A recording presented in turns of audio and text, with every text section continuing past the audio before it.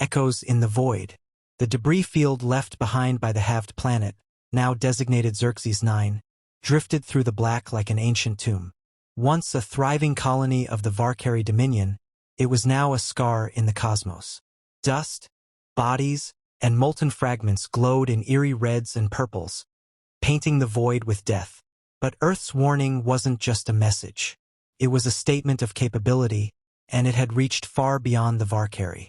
In the command chambers of the Covenant of Seven, a loose alliance of galactic powers older than Earth's spacefaring history, tensions spread like cracks in a dam.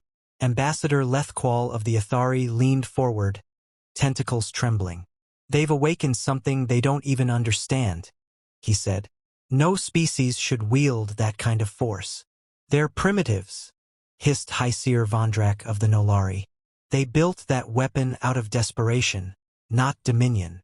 "But they fired it," replied Lethqual. "And they hit a planet." The room fell into an uneasy silence. In every corner of known space, sentient civilizations were tuning into the aftershocks of the echelon-shot Earth's planet-splitting beam. Most couldn't believe it. A few didn't want to, but none could ignore it. The humans, once labeled Category Yellow, unpredictable but containable, were quietly reclassified. Category Red, uncontainable, potentially galaxy-altering, immediate surveillance priority. Back on Earth, inside the sealed compound known as Helix Vault, General Alina Serrano stood before a projection of the galactic response grid. Red icons blinked. Drones, scouts, listening posts, they were all active. The galaxy was watching Earth now. And Earth, for the first time, wasn't pretending to be small. "Any movement from the Varkari?" she asked. Major Huang tapped into the feed. "They're scattering. Their fleets in shambles after losing half a world. Pirate factions are even stealing their supply lines." "Good. Keep it that way." Behind her, Dr. Keiji Nomura, head of the Singularity Core Initiative, approached. "We should talk about the signal." Serrano turned. "The residual burst?" "No. The one that came after. The one we didn't send." 6 hours after the echelon shot, long-range receivers on Luna's dark side picked up a repeating pulse. Faint, encoded, origin unknown. But the frequency was human, buried beneath an encryption lattice humanity itself had never built. "What does it say?" asked Serrano. Keiji paused. One line, repeating. He activated the playback. "You've used it. Now they'll come." Silence fell. "Who?" asked the general, almost whispering. Keiji turned to her. "That's the problem. I think we need to figure out who built the core we used." Serrano blinked. "We built the core. Singularity ignition, hyperdense lattice, quantum fusion, your design." Keiji shook his head. "We assembled it. We didn't invent it. That tech, we found it buried in Antarctica 15 years ago. The outer shell was alien, but the energy matrix, designed to interface with human DNA." Serrano paled. "We've been using alien tech? We've been using someone's tech. I don't think the Varkari were the ones we should have been worried about." In orbit, aboard the stealth frigate Argus, Commander Devon Kale monitored dozens of data relays streaming galactic chatter. Everyone, from the trade clans to the machine enclaves, was discussing Earth's weapon. Some laughed, others panicked, but the most dangerous voices were silent. Kale zoomed in on a new blip. A single ship, large, cold, unregistered, drifting just beyond Pluto's orbit. "No transponder?" His sensor officer shook her head. "It's not broadcasting, but it's not dead either. Energy signatures just don't match anything we've ever seen." Kale's eyes narrowed. "Bring the Argus to red alert. Set a perimeter. And get me a direct link to Serrano." Meanwhile, in a forgotten cavern deep beneath Argentina's Andes Mountains, where humanity had first unearthed the Singularity Core, an ancient seal cracked. No human knew about the second chamber. Inside, a pod blinked to life for the first time in thousands of years. Its AI stirred, awakening Directive Gamma Red. "Humanity has initiated Event Horizon. Monitoring protocols online. Guardianship fail-safe status. Offline. Something had been waiting, and now it knew." Back on Earth, debates tore through the UN Security Council and Earth Defense Command. Some wanted to dismantle the weapon. Others argued they needed to build 10 more. But Serrano wasn't listening to politicians. She was watching the stars. "General," said Major Huang, "we have visual contact. That ship outside Pluto. It just moved. Toward us." "No. It rotated. This weapons, or what we think are weapons, just powered up. No heat bloom. No plasma trails. Just raw gravity distortions." "Is it alien?" Huang hesitated. "It looks like us, ma'am, but older. More evolved." Serrano's eyes narrowed. "Send a drone. Don't get too close. I want to know if that thing reacts to human presence." The drone launched. Silent, sleek, coated with Earth's most advanced stealth systems. It approached the dark ship cautiously, gliding through the vacuum. For a few moments there was nothing. Then the drone's feet cut to static. 5 seconds later, the ship sent back a message. In perfect English. "Observation acknowledged. Stand by." Inside Helix Vault, alarms blared. "They responded," Serrano whispered. "They know we're watching." KG leaned in. "That tech out there, it's kin to the core. I think it's ours, or maybe we're theirs." "Are you saying humans didn't originate on Earth?" "I'm saying the line between us and them may be thinner than we ever imagined." That night, the ship beyond Pluto sent another signal. But this one didn't go to Earth's satellites. It bypassed every defense system, every firewall. It arrived in every human mind. People across the planet, soldiers, scientists, civilians, awoke screaming. Eyes wide, voices unified. They spoke in one voice. "The threshold has been crossed. The echoes are coming." Back in orbit, the ship vanished without a trace. Not a jump, not a warp. It simply ceased to exist, folding into a dimension Earth sensors couldn't reach. But it left behind a final warning, carved into the side of Luna's far ridge, in molten glass. "You were the experiment. The weapon was the test. Now, the war begins." The Chamber of Echoes. The Aerethus hung in orbit above the shattered remains of Chiral Prime, a planet that no longer appeared whole on any stellar cartographer's map. The warning shot had been clear, unmissable. Half the planet was now a smoldering arc of scorched rock and liquefied mantle, still shedding seismic screams into space. And the origin of that devastation? A single human vessel named Eidolon. Captain Vyrek of the Skari Dominion stood silent on the edge of his command dais, his breath shallow, his clawed hands flexing in frustration. Around him, the command deck whispered with tension. Officers communicating in hushed, hurried tones, trying to process the unthinkable. "They just cut a planet," his first strategist whispered. "With one shot. That's not a weapon. That's a message." "No," Vyrek growled. "That's a punishment." They had known humans were dangerous. Every species that had tangled with Earth learned that lesson. But this? The ability to obliterate a world with a single blast wasn't warfare. It was godhood with a trigger. And the message had been received. Still, questions echoed louder than any answer. How had Earth developed such a weapon? Why had they used it now and only now? And who had authorized the firing of the Event Horizon Lance, as Earth's diplomats now called it? A console beeped behind him. The communications officer turned, face pale and trembling. "Captain, we're receiving a transmission. Priority Omega. It's from the human ship." Vyrek narrowed his eyes. "Display it." The screen above the command pit flickered. Static dissolved into an image. It wasn't a military leader or even a diplomat. It was a child. A human girl, perhaps 12 cycles old, sat at a console, hair disheveled, a smear of soot on one cheek. Behind her, chaos reigned. Crew shouting orders, lights flickering, conduits leaking vapor. And yet she was calm. She stared directly into the camera. "This is Cadet Commander Ria Solari of the Terran Federation vessel Eidolon." The shot was not fired in aggression. Vyrek's jaw clenched. "A child fired the weapon?" "No," she said, as though hearing him. "The ship chose to fire. Because it recognized a truth. That Chiral Prime had become a staging ground for the extermination of pre-contact civilizations in Sector A92. We found the memory archives. We know what was buried. She took a breath. This wasn't a warning. This was justice. Then the screen went black. The silence on the Aerethus Bridge was suffocating. Finally, Vyrek exhaled. Prepare a secure channel to the Galactic Conclave. His strategist blinked.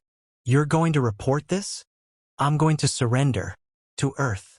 Meanwhile, aboard the Eidolon, Rhea collapsed back into her seat, her small shoulders trembling. Admiral Leong placed a hand on her shoulder, steadying her. You did well, he said quietly. I shouldn't be the voice, Rhea whispered. I'm not ready. You didn't choose this, Leong said. The ship did, because it saw something in you none of us did. You connected with the ship's core. It responded to you. The Eidolon was no ordinary vessel. It was the first of its kind, part AI, part quantum organic fusion. A living machine birthed from Earth's desperate need for balance between annihilation and restraint. But the ship didn't just house a weapon. It was the weapon. And Rhea, during an emergency systems test, had instinctively bonded with its control nexus. Not because she sought power, but because she understood pain. The Eidolon didn't respond to rank. It responded to emotional truth. And Rhea's truth had been louder than any admiral's order. In the heart of the Eidolon, where machine met mind, the chamber of echoes thrummed. This chamber, officially called the Quantum Resonance Core, had no buttons, no levers, no interface. It was a sensory field, one where thought and memory became command. And it spoke only to those it deemed worthy. The senior engineers had believed only trained AI neural architects could connect to it.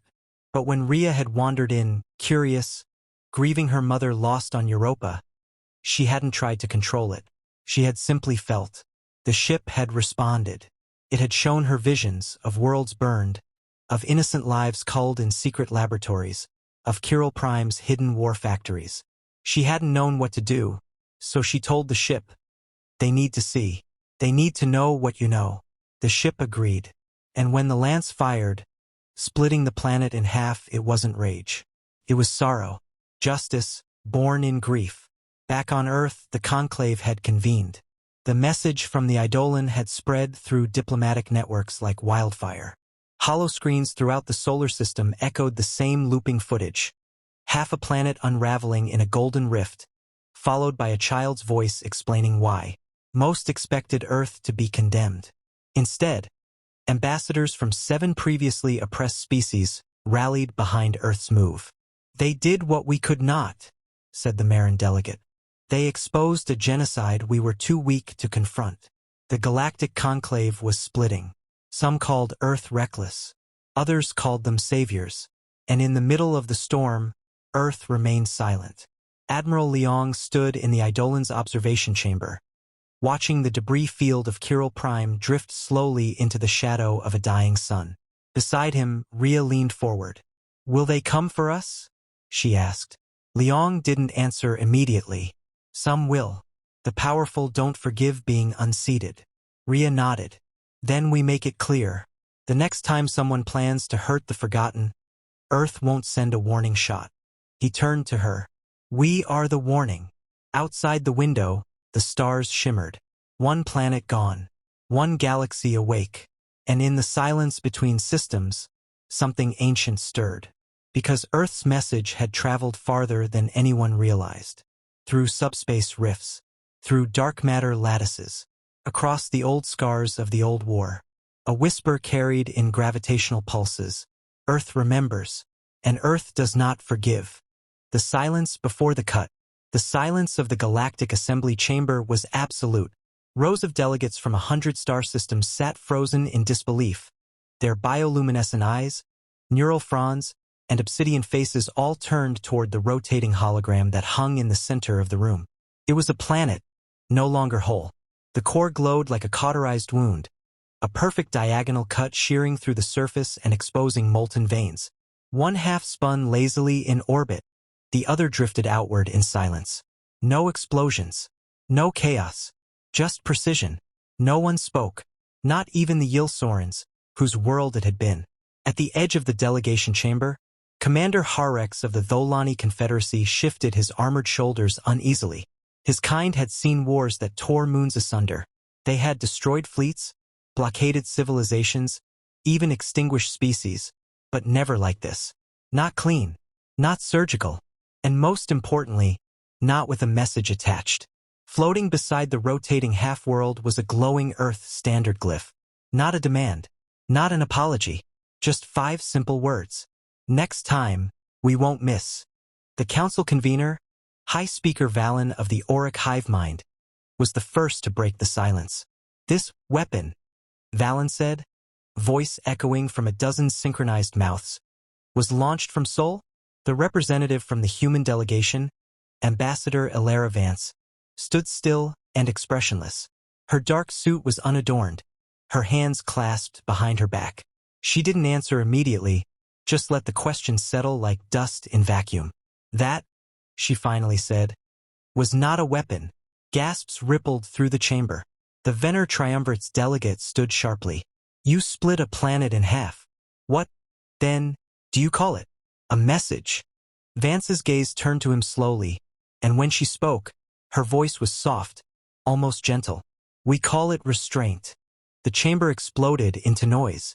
Representatives shouted in a dozen languages, demanding explanations, demanding sanctions, demanding blood. But underneath the uproar, something else was rising: fear. Because Earth had not been considered a threat. Years ago, when humanity first appeared on the interstellar stage, they were underestimated. Their biology was unremarkable. Their culture was fragmented, volatile. Their history was soaked in war, their diplomacy awkward, their technology primitive. So the empires watched them, studied them. Some tried to manipulate Earth, others tried to isolate it. 1 or 2 had even suggested preemptive containment. But no one took them seriously. Until now. Ambassador Vance turned from the hologram to face the room. What you saw was the activation of one of our orbital deterrent arrays. It was not a test, it was a response. The Yil-Soren fleet entered our system without authorization. They cloaked. They approached Mars. We warned them. They didn't respond. She took a step forward. We gave them 15 seconds. That was 13 more than policy required. A hush fell again. Even the Yil-Soren delegation was quiet now, their breathing tubes pulsing with subdued agitation. Valen leaned forward. You severed a planet to destroy 3 ships? Vance tilted her head slightly. The planet was already dead. Terraforming experiment gone wrong. It made a good demonstration field. The Yil-Soren ships were vaporized in orbit. Demonstration, whispered Harex. His eyes narrowed. You wanted us to see. Yes, Vance answered without flinching. Because someone sent them. They didn't act alone. More silence. Suspicion drifted through the air like smoke. Far from the assembly, on the far edge of the Centauri drift, within an obsidian command structure buried beneath Europa's southern pole, the man who authorized the strike was watching in silence.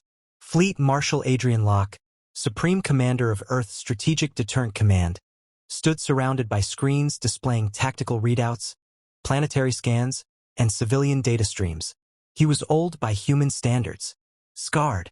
One eye replaced with a HUD interface that pulsed with telemetry. But his gaze never wavered.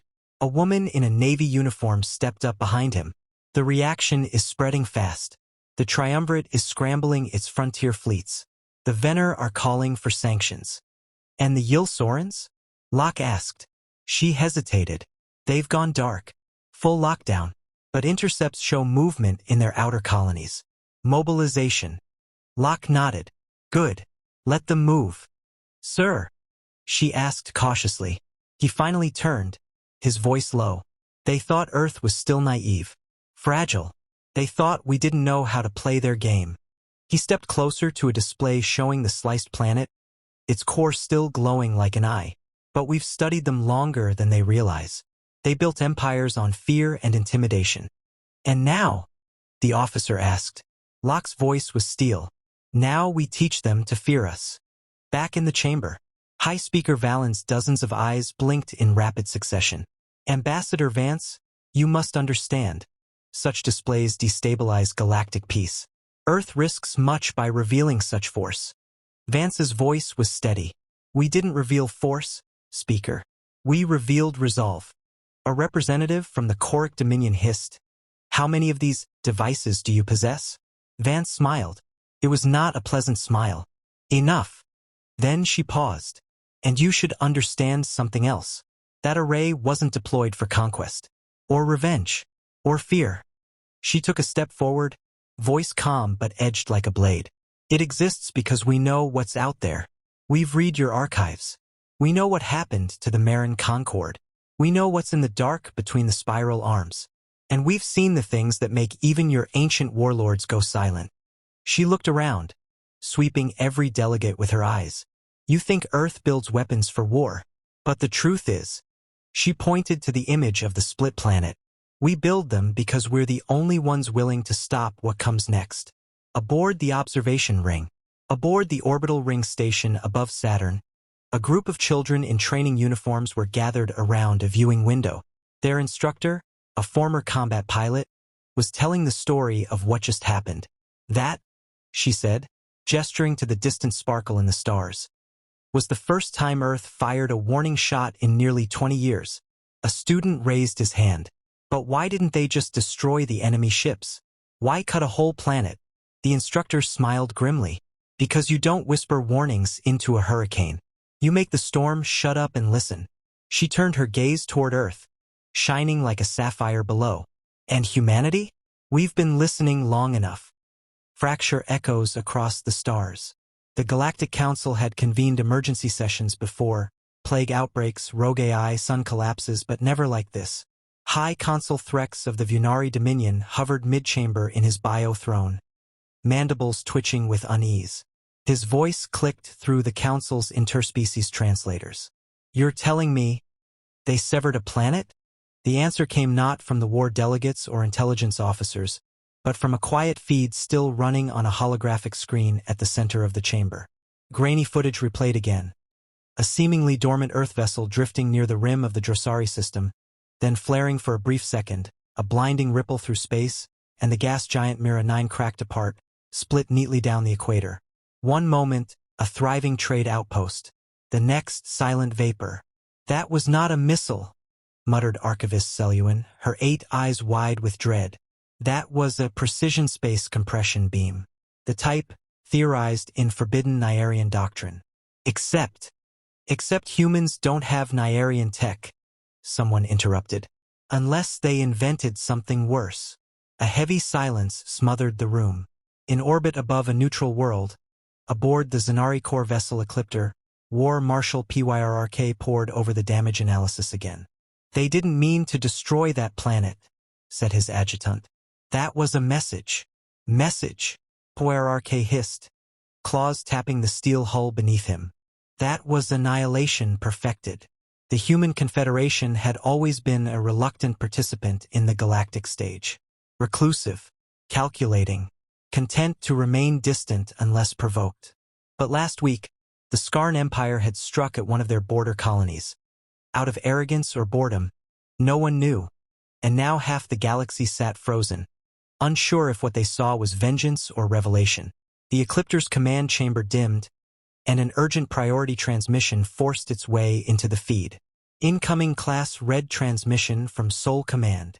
Pyrrk stiffened. Red level was the highest threat category. Sol Command had never sent one before. A pale blue hologram unfolded, not of an officer, but of an AI. Cold-eyed, calm, human. This is Athena, speaking on behalf of Sol Command. It said, voice devoid of malice, but not mercy. The incident in the Drosari system was not an attack. It was a calibration. Murmurs rippled through the room. A calibration? Earth requests immediate withdrawal of all foreign fleets within 12 parsecs of human territory.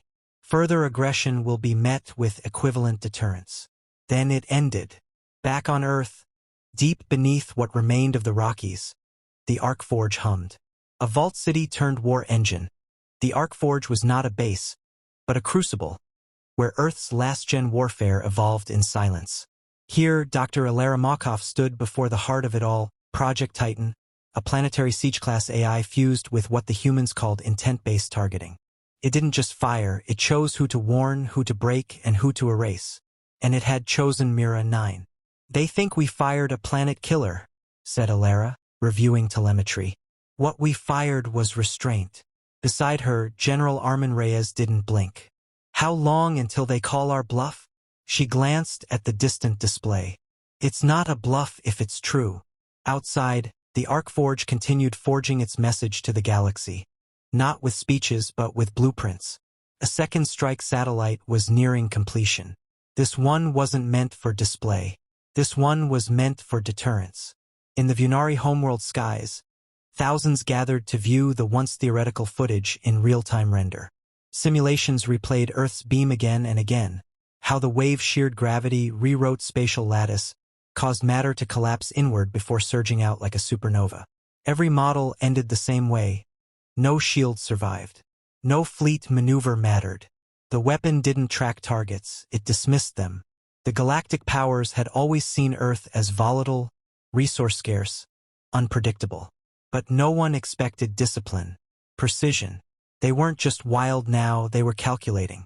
Worse, they were patient. Aboard the Skarn dread carrier Arzi Karnath, Admiral Kothel, whose fleet had attacked the human colony at Veridan Reach, reviewed his intelligence logs with a tightening coil in his chest. The initial strike had been a test, a slap to a sleeping bear. Now the bear stood, teeth bared and silent. No declaration of war. No retaliatory invasion. Just one cold, clean slice through a planet's heart. And then nothing. "Sir," came a trembling voice. "The humans have repositioned another vessel, not near our world, sir, but parked directly over Zenthra Prime's moon." Zenthra Prime was the Skarn's capital. "And they haven't powered it, but it's watching us." Kothel leaned back, dread crawling down his spine. Back in Sol Command's high-orbit citadel, AI Athena briefed Earth's leadership.